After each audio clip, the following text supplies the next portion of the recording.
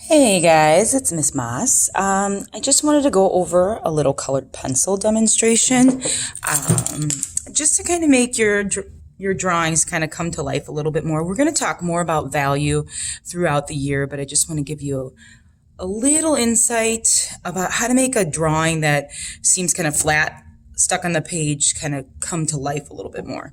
So I'm going to just show you like through a basic circle. Okay, so if I've got this circle drawn, it's flat, right? It's a shape right now, and I need to make it a form, which makes it like appear like it's coming off the paper, right? And that is done through value or shading. And there are lots of different ways you can do that, but we're going to be working with colored pencils with this project, and so I wanted to show you how to do it with colored pencils. My first suggestion is to use analogous colors. Those are colors that are next to each other on the color wheel.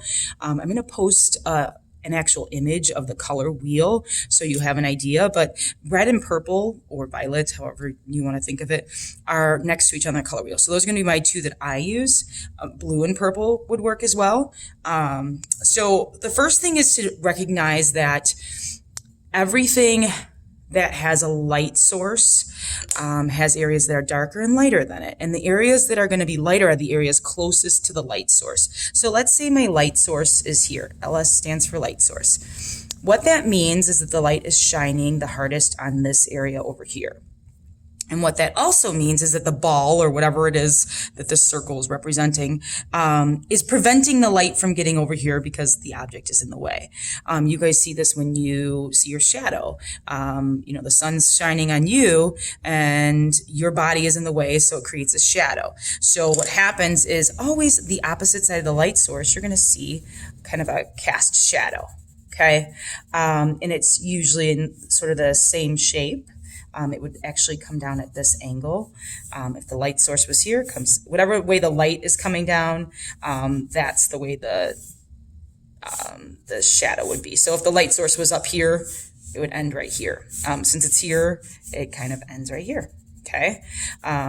So there's the angle of the shadow. That's called the cast shadow. This should be super dark. This is going to be your darkest value. So with red and purple, purple is my darker value. Okay, and so I'm just going to go ahead and add that in. All right, the other thing is that anything over on this side is going to be dark because the light can't get there. So I can go ahead and like when you work with colored pencils, it's not about coloring dark at the beginning. The only thing I did dark was I knew that that's like supposed to be kind of a black, so that's why I did that darker. But right now I'm just kind of putting in some light purple, all right? And then I know that as I get closer here, there's going to be a highlight, which means it's almost like an area that appears white. So I want to make sure that I create that as well. And right now I'm just working with one color to create that. And so I'm barely touching the colored pencil down at this point because I'm trying to create a lighter value. So when you want a darker value, obviously you push harder. So I want a darker value here. So now I'm going to come back in and add that. But I also want it to be nicely blended too. So you can do these, more three-dimensional coloring jobs with just one color. I'm showing you that right now, but I also want to show you how to use maybe more than one color. Okay, so I've got that. There's going to be a little bit of darkness right in here. And so I'm going to add that in. So you can already see that I'm starting to create that sphere, or like something that looks like we can hold it. And I'm not even like done. Like obviously this should be a little bit darker in this area. Once I start adding those darker values, I can really create that sphere shape that I'm looking for, that three-dimensional form that I'm looking for on a 2D paper. The third dimension is going to be that, so you have your height and your width, and then your depth, okay? So that's what I'm trying to create, is that third dimension, which makes it 3D. Okay, and I like to use circles when I'm blending this. All right, but I got my basic kind of form here. All right, now if I want to add another color, which I think is really cool and it kind of creates more of a dynamic artwork, I can add that in.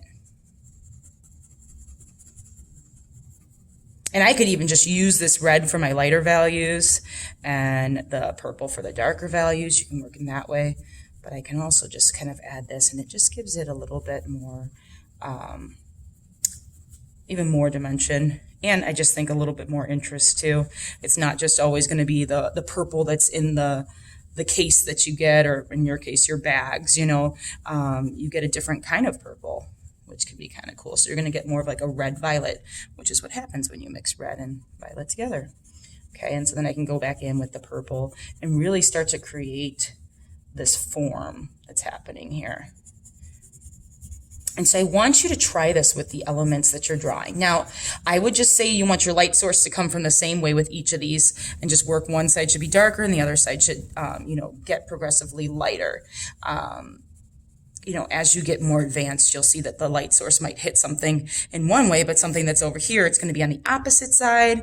But for the purposes of this, we haven't talked a ton about the light sources. So I would just say, like, maybe your left side of each of your objects has the darker values and the right side has the lighter values. Just keep it consistent for this project, and then we'll talk more about it. And so then I can come back in with my red a little bit and add some of those other colors in. And again, I'm kind of doing like a kind of a scumbling thing where I'm just kind of working in circles. And then I've got like this ball that looks like I can hold it. All right, so that's how color blending works. And let me just hold it up a little higher for you. And it's pretty easy. Darker values, push harder. Lighter values, push lighter. Okay, I'm sure that if you've taken some art classes, you've talked a little bit about this, but I just wanted to review this in case you haven't. There are also a ton of videos online if you're interested in getting even better at this, but for the purposes of this first assignment, I am looking for some color blending, and I'm also looking for, you know, those different values that are happening. Darkest value, you know, is going to be your black, but in this case, it's my purple. And then you should have a highlight on everything, that like area that you pretty much leave uncolored, okay? If you were doing this, you'd want to erase this line, okay, and let the colors represent it. So at some point, you'll just kind of get rid of that and then use your colors to kind of identify that edge, okay? So if you guys have questions about it, you know, just ask. I'm more than happy to help you guys. All right, so hopefully this gives you a little idea. All right,